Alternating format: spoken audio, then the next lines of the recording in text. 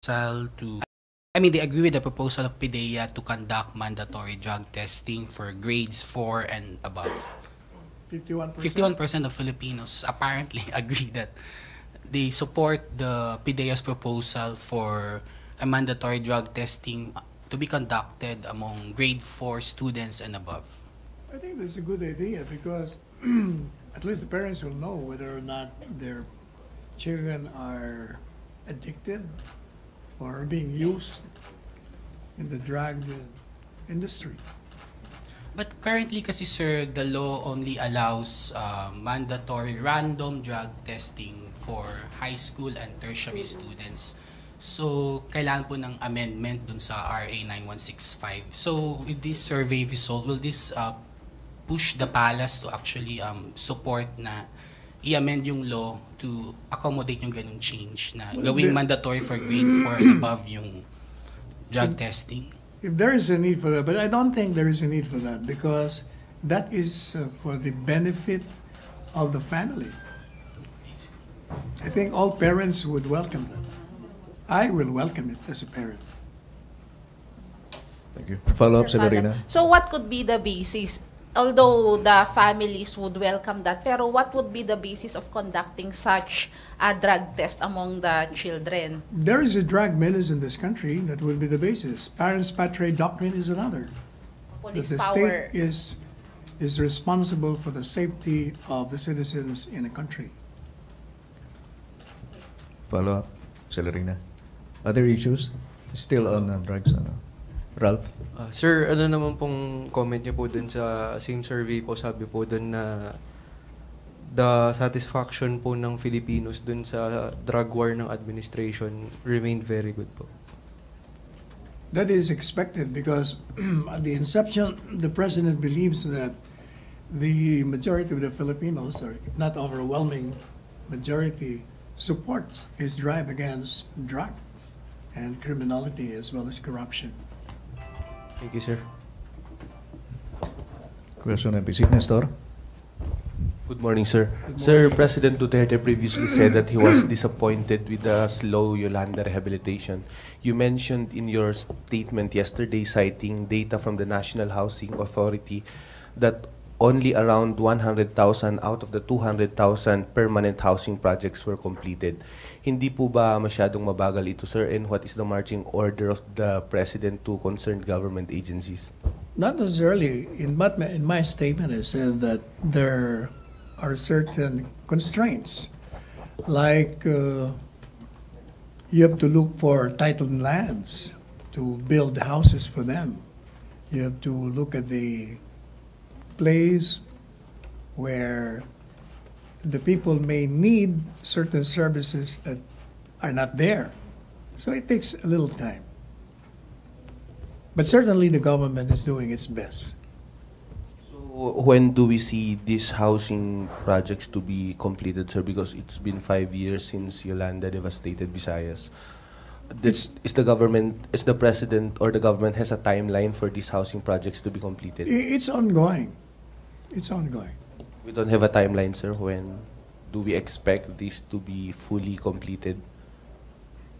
Hopefully within the year or 2 years.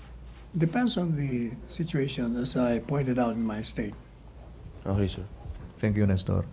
Hello, Ms. sir. Jen? Sir, NDF consultant Vic Ladlad has been arrested. Yes. Some groups have complained that this was an invalid, there was no arrest warrant and it violated the JASIG agreement. I don't think so because first, the JASIG is operative only if there are pistons ongoing.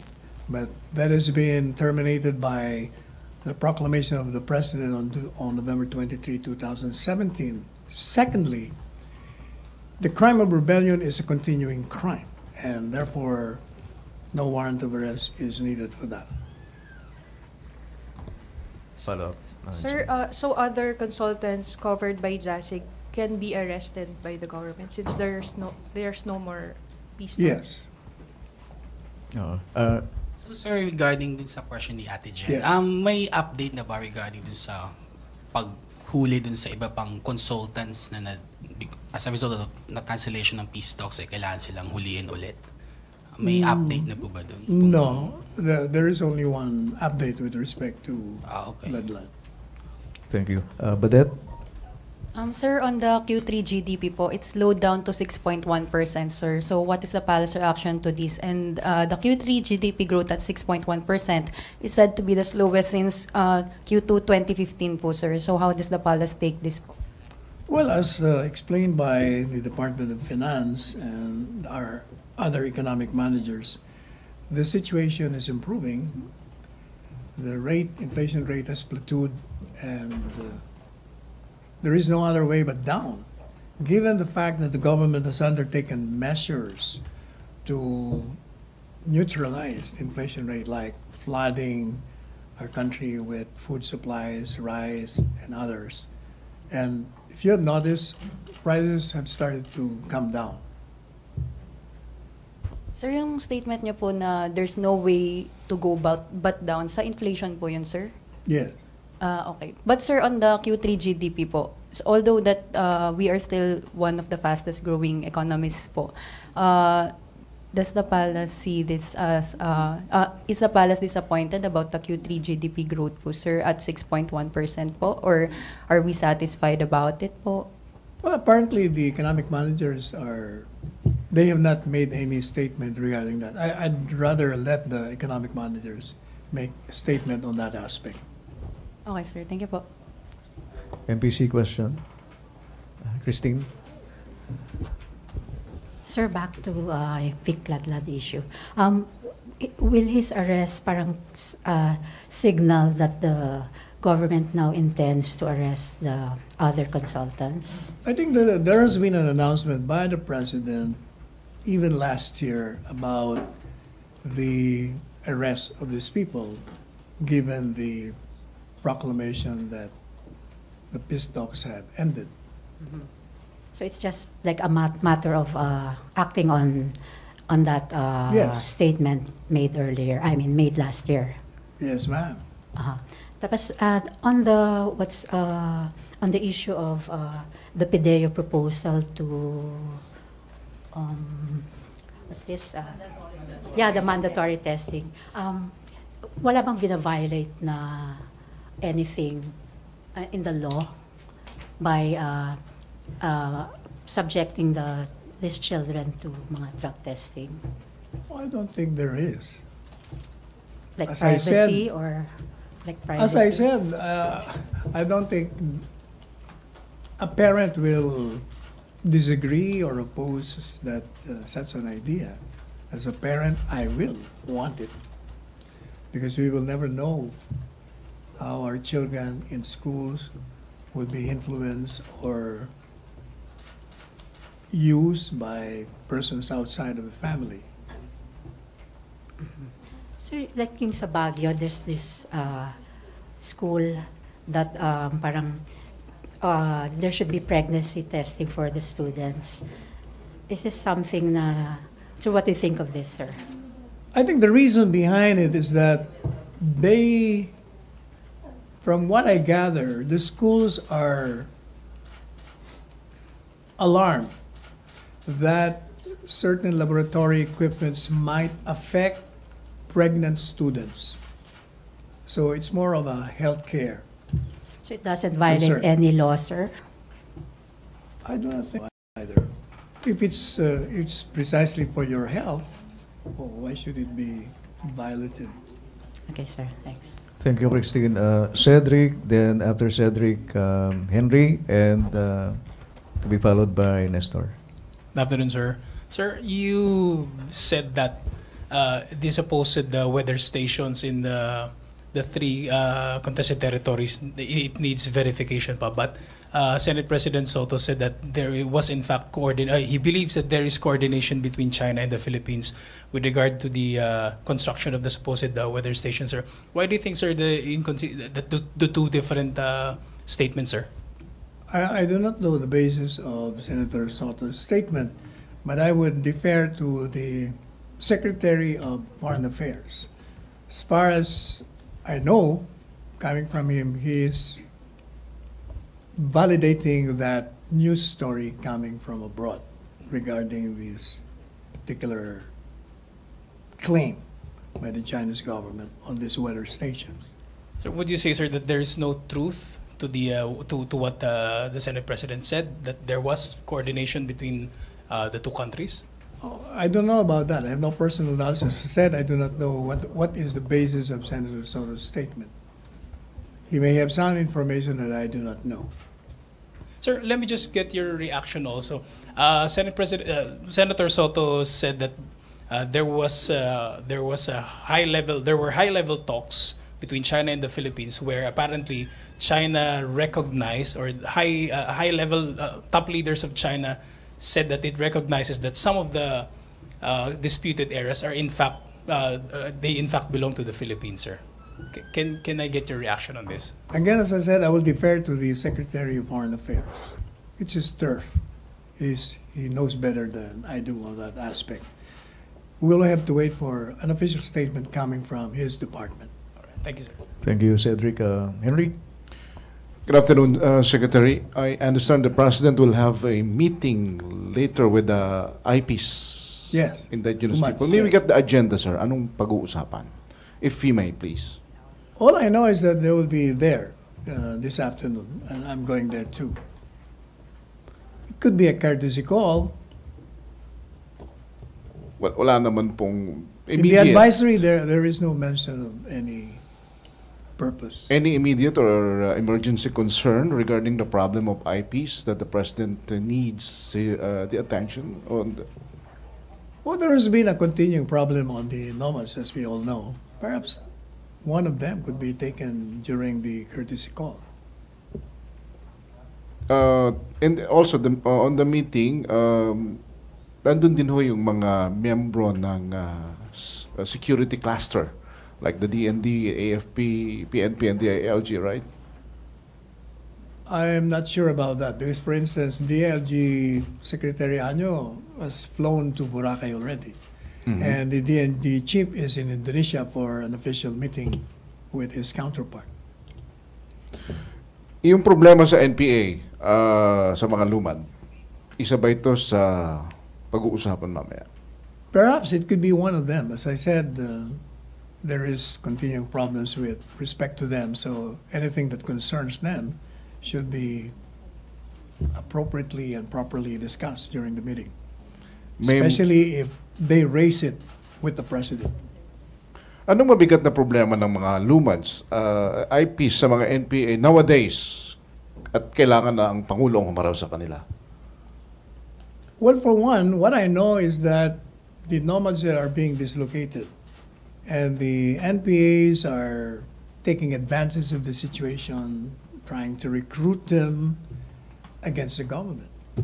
That is what I know. Any directives from the President sa PNP, AFP, DND tungkol dito sa problema ng lumads with the NPA? I'll have to check with the AV Chief of Staff as well as the PNP Chief on that. Thank you. Thank you, Henry. Last 3 questions. Nestor, Rose, and Celerina. Sir, just related to the question of Cedric, it was the Chinese Foreign Ministry spokesperson Lu Kang who confirmed that there were weather stations in Spratlys, which was built by China. Is Malacanang concerned about this because maritime law experts have been saying that this could beef up the military capability of China when in fact ASEAN, including the Philippines, has made a commitment to have restraint in the disputed sea?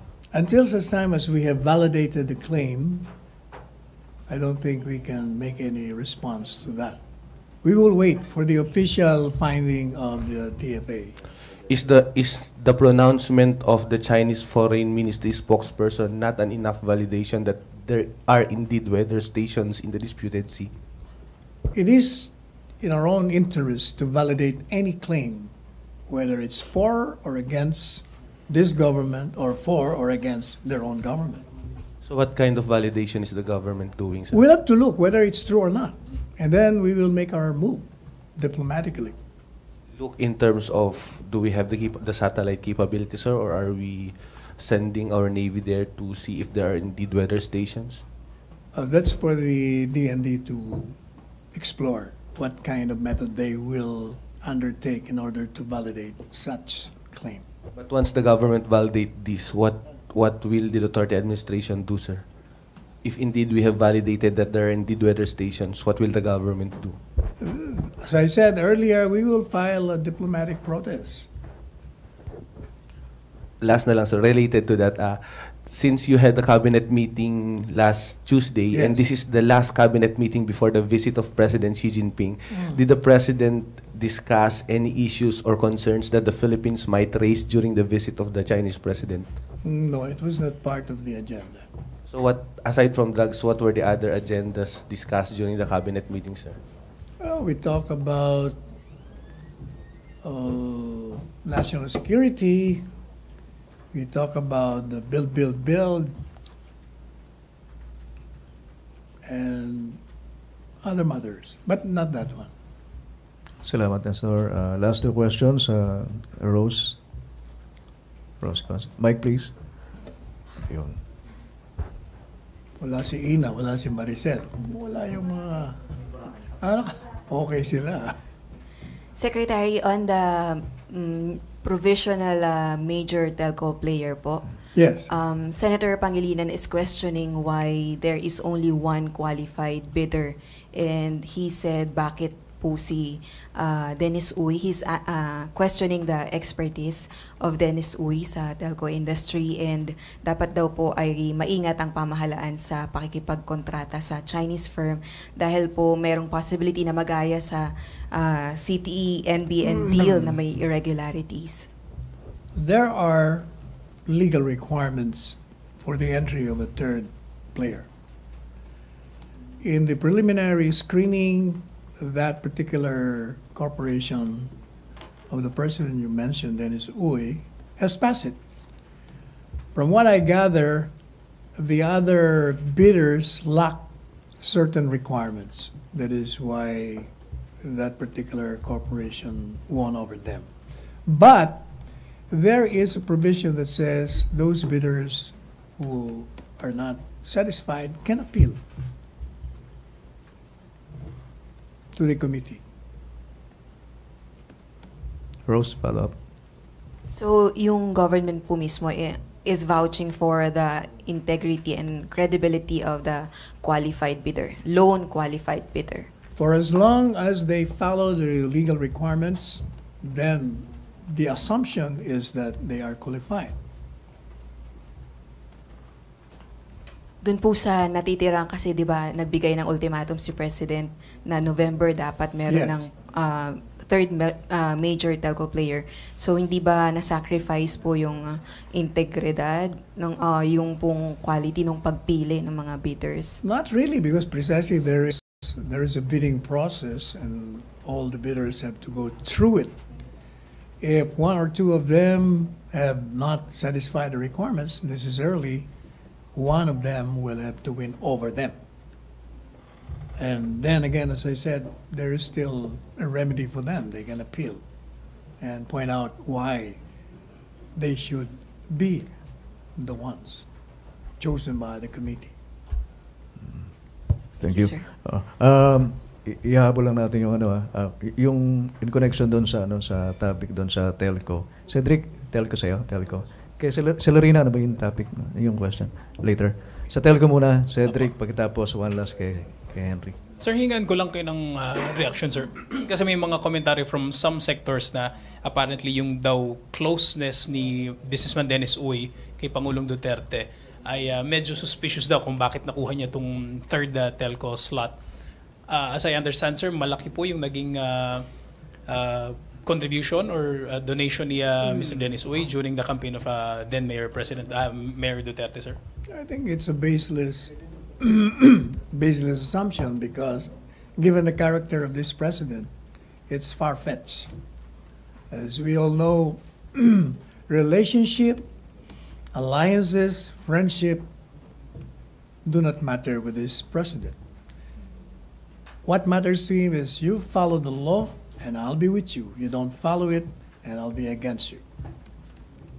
Okay. Henry. Sa telco, telco. Bago tayo mag-last question kayo Yeah, sila. telco. I was not able to hear yung tanong ni Cedric, pero yung expectation ng Pangulo sa serbisyo nitong telco ni Dennis Uy, or meron bang sinabi ang Pangulo kay Mr. Dennis Uy, considering the fact na ayon sa mga report, magkaibigan naman sila, malapit silang magkaibigan. Anong sinabi ng Pangulo at kay Dennis Uy sa pag-aayos ng telco sa bansa? One, I do not know about the malapit or closeness. I know both of them are from Davao, but I do not know whether they're close friends or not. He is, I think, is a supporter of the president. Well, it doesn't make you close to the president if you support the president. Number two, the president's policy is not to interfere with his departments, as well as the committees created by those departments. So the president has nothing to do with any of those bidding, any of those negotiations or contracts. That's the policy of the president, and it holds until the end of his term. Yung pagpapabilis ng internet connections, wala po bang sinabi ang Pangulo na ayusin, pabilisin? No, the general directive of the president during the tete-a-tete, as well as in his other pronouncements, is that we need a third player so that services will be efficient, there will be improvement, and it will benefit the users, the end users. Thank you, Henry. All right. Last question from Celerina. Sir, regarding this ordinance, the anti-profanity ordinance in Baguio, do you welcome that? Do you think that should be replicated in the country, or do you think it's a violation of the freedom of expression? I haven't, this is the first time I've heard of that. I have to see that, is that an ordinance? Or any ordinance in Baguio? Exactly what profane words are they prohibiting? Sa school, yung mga pagmumura. Oh, I will not oppose that kind of prohibition in school. But outside the school, or do you think other LGUs should follow that? But you know, profane words are uttered in a moment of anger. So all of us does it. I don't think, I have not heard of anyone not cursing when one is angry. So do you think that's a violation of the freedom of expression? I think even cursing is part of freedom of speech. For as long as you do not injure the person that is the subject of your curse. So, kumbaga, If it's just an expression, I don't think it is, or it should be prohibited. so any ordinance like that there should be no ordinance na gano'n na parang nag-curtail ng freedom of expression. Yeah, definitely. It may not pass the constitutional test when it is raised before the courts. Okay. Thank you, MPC. Maraming salamat, Presidential Thank you. Spokesperson Thank Salvador you. Panelo. Back to main studios of PTV4 and Radyo Pilipinas.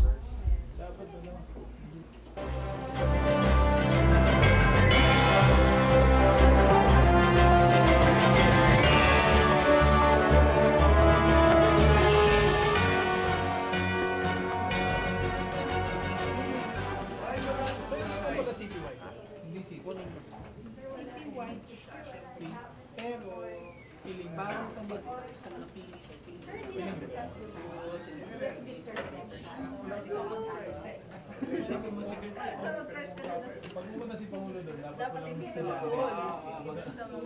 estudyante.